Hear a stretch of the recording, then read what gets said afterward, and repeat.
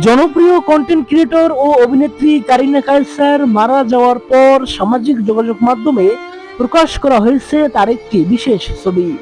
ছবিটি প্রকাশ করেছেন উপস্থাপক রুম্মান রশিদ খান। রুম্মান জানান, জীবিত থাকতেই কারিনা তাকে বলেছিলেন মারা গেলে যেন এই ছবিটি প্রকাশ করা হয়। সাদা কালো ছবিতে কারিনাকে হাসি মুখে দূরে তাকিয়ে থাকতে দেখা যায়।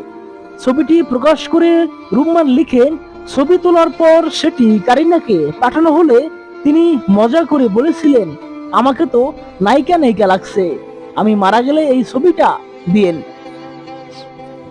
কারিনার এই কথাই এখন বাস্তব হয়ে সামনে এসেছে বলে আবেগ ঘন প্রতিক্রিয়া জানিয়েছেন অনেকেই। লিভার জটিলতায় আক্রান্ত হয়ে ভারতের চেন্নাই চিকিৎসাধীন অবস্থায় গত শুক্রবার 15 মে দিবাগত রাতে মারা যান কারিনা কায়সার। তার মৃত্যুতে শোক নেমে এসেছে পুরো বিনোদন অঙ্গনে। সামাজিক যোগাযোগ মাধ্যমে প্রাণবন্ত উপস্থাপনা ও বাস্তবসম্মত কন্টেন্টের মাধ্যমে তরুণদের কাছে জনপ্রিয় হয়ে ওঠেন তিনি। পরে অভিনয় ও চিত্রনাট্য লেখাতেও নিজের অবস্থান তৈরি করেন। তার উল্লেখযোগ্য কাজের মধ্যে রয়েছে ইন্টার্নশিপ ও 36-24-36।